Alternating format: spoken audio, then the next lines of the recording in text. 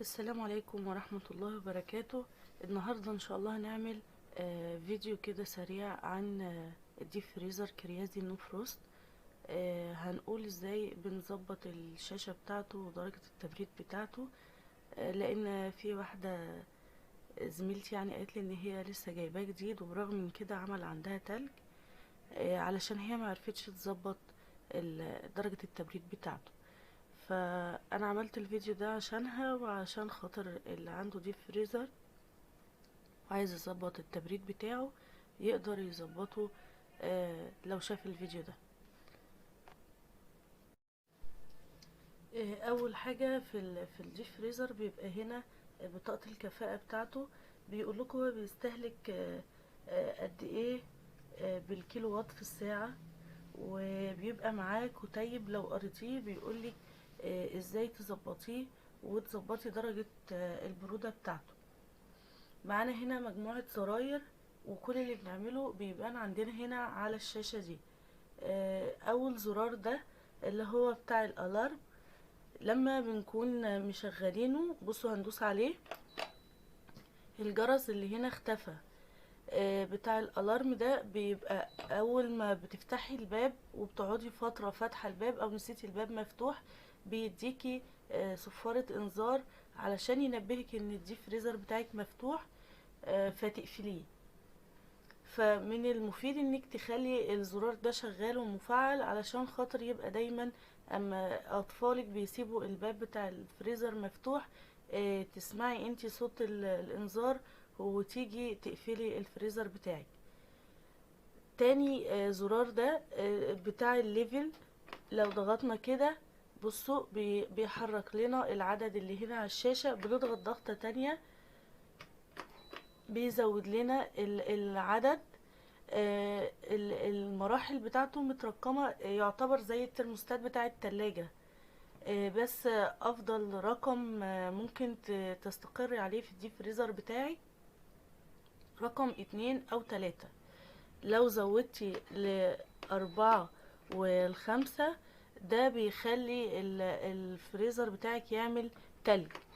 فطبعا 0 دي اللي هي بنوقف التجميد وبيبقى تبريد، وهنا هنخليها تاني 2 زي ما كانت. هي افضل درجة تبريد ليها 2 أو 3، ما تحاوليش تخليه اعلى من كده علشان ده بيكون سبب في انه بيكون لك تلج ورا الادراج. بعد كده في هنا عندنا شكل جرس، بس هو مش باين. شكل الجرس ده هنشوفه لما بيتفتح باب الديب فريزر وبتفضلي فتحاه شوية بينور لنا الجرس، او لما تكوني بتحطي حاجة والفريزر مفتوح شوية الجرس ده بينور، بينبهنا ان كده في حاجة مش مظبوطة. لو لقيتيه منور اعرفي ان دي فريزر بتاعك فيه حاجة مش مظبوطة، اتفصل عن التيار حديثا لسه متشال عنه تيار الكهرباء. او لو الباب مفتوح ده بيدينا جرس انذار، وده بينور لنا عشان يوضح لنا ان في حاجة مش مظبوطة في الديب فريزر بتحصل دلوقتي. في كمان هنا شكل على شكل ساعة كده شبيهة للساعة، بس هي مش شكل الساعة، دايرة وجواها نجمة. بصوا اهي تقريبا ظهرت معانا. ده اسمه زرار السوبر، ودي العلامة اللي بتبين ان الزرار ده شغال. زرار السوبر ده بيختص بالتجميد السريع، بتشغليه وبيفصل خلال 12 ساعة، ما بيقعدش معاكو اليوم كله. بيعد 12 ساعة من وقت ما بتشغليه ويفصل تلقائي لوحده. يعني احنا لو سيبناه كده بعد 12 ساعة بيروح فاصل.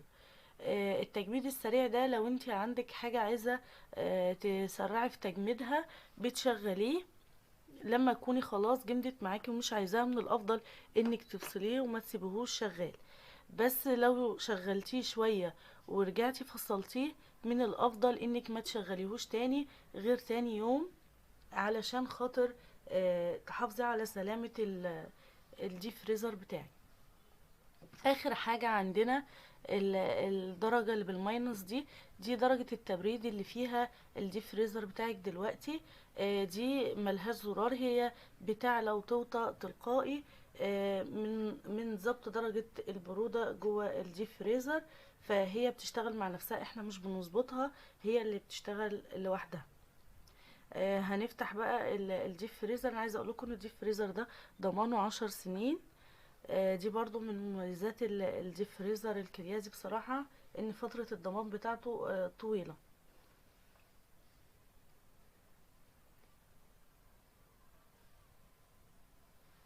آه، هنفتح بقى الديب فريزر مع بعض علشان نسمع صوت الالارم لما يشتغل، و وعشان نشوف الحاجات اللي عند الادراج استخداماتها ايه. هنا كده الديب فريزر من جوه. طبعا انتوا سامعين صوت الصفارة بتاع الانذار عشان احنا فاتحين الباب بتاع الديب فريزر. بصوا هنا، ده درج التلج. بنحط فيه مكعبات التلج، وبيجي معاه اللي هما التلاتة بتوع مكعبات التلج. وممكن لو عايزة تجمدي فيه حاجة سريعة ممكن تحطي مكان التلج. هنا الدرج بقى فيه زي لوحة كده. اللوحة دي مرسوم عليها هنا يعني الطعام اللي احنا ممكن نخزنه جوه الديب فريزر، وجنب منه هنا مؤشر، والناحية التانية دي فيها ارقام.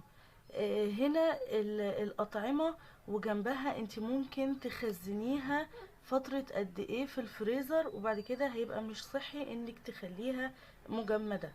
فمديكي هنا مؤشر بتطلعي وتنزلي بيه براحتك. بيوريكي انت ممكن مثلا الدرج ده مخزنة فيه فاكهة بتقعدي من 6 شهور ل12 شهر متخزنة. طيب الارقام اللي الناحية التانية، الارقام اللي الناحية التانية دي الشهور من شهر 1 لشهر 12، وتاني من شهر 1 لشهر 12، مكررها لك مرتين بحيث الحاجات اللي ممكن تتخزن لمدة 12 شهر مثلا. مثلا احنا جينا خزنا في شهر 2، بيبقى فيه هنا مؤشر تاني، بس اولادي الله يبارك لهم ضيعوه. بيبقى مؤشر زي اللي في الدرج اللي تحته ده. هنا بتقفي عند نوع الخضار اللي انتي مخزناه، وبتعرفي قد ايه فترة التجميد اللي المفروض يقعد فيها في الفريزر. بتيجي هنا بتحطي المؤشر اللي الناحية التانية عند الشهر اللي المفروض خلاص كده يعتبر بتنتهي مدة صلاحية التجميد للخضار او الفاكهة او الحاجة اللي انتي مخزناها. فدي ميزة كويسة، بتديكي فرصة انك تبقي ملاحظة الخضار اللي عندك لازم تستخدميه قبل فترة قد ايه، بدل ما تعدي وتمر الفترة عليه ويبقى باظ وما استعملتيهوش خسارة. فهنا بنظبط نوع الخضار او الفاكهة او اللحوم او الحاجات اللي احنا حاطينها، والفترة اللي ممكن يقعد متجمد في الفريزر فيها قد ايه. وهنا بنحط المؤشر عند الشهر اللي المفروض خلاص كده بتنتهي مدة صلاحية تجميد الحاجة فيه. كمان الدرج بيبقى تحت منه رف، انا عايزه اوريهولكم. بصوا ده الرف اهو اللي بيبقى تحت الدرج. الرف ده من مميزاته برضو ان هو بيبقى مخلي الدرج اللي هنا مش محمل على الدرج اللي تحتيه، بحيث ان احنا لو ماليين الدرج اللي تحتيه والحاجة جمدت ما تبقاش لازقة في الدرج ومش عارفين نطلعها. الرف ده بيبقى فاصل بين الدرجين. فبيبقى سهل جدا انك مثلا لو الحاجة جمدت في الدرج اللي تحته ومش عارفة تطلعيها، بتسحبي الدرج اللي فوق وبتشيلي الرف ده بكل سهولة، وبتطلعي الحاجات اللي في الدرج اللي تحته. كمان ميزته انك لو عايزة تحطي حاجة حجمها كبير وعايزاها تجمد ومش لاقيه لها مساحة، بتشيلي درج من الادراج وبتحطي الحاجة على الرف بتجمد عليه.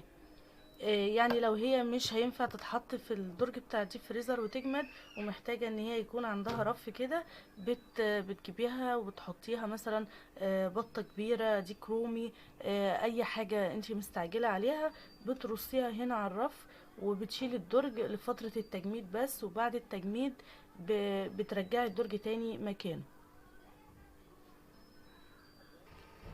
هنا انا قفلت الديب فريزر.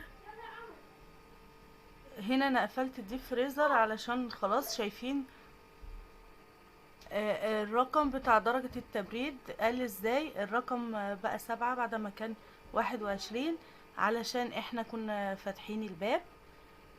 هو دلوقتي هيبدأ يظبط نفسه تلقائي. وبصوا علامة الجرس نورت معايا احمر اهي، علشان خاطر احنا كنا فاتحين الباب. فده بيبين لك ان كان في حاجة مش مظبوطة بتحصل في الديب فريزر. دلوقتي درجة التبريد هترجع تاني لطبيعتها، وادي علامة الجرس اختفت. بتمنى ان يكون فيديو النهاردة يكون عجبكم ويكون افادكم، ويا رب اكون فدتكم في الفيديو النهاردة. واتمنى لو الفيديو عجبكم تعملوا شير ولايك للفيديو، وتفعلوا زر الجرس، وتدوسوا على زر اشتراك لو حابين يوصلكم مننا كل جديد. وانتهى الفيديو بتاعنا النهاردة، واشوفكم في يوم جديد وفي فيديو جديد. والسلام عليكم ورحمة الله وبركاته.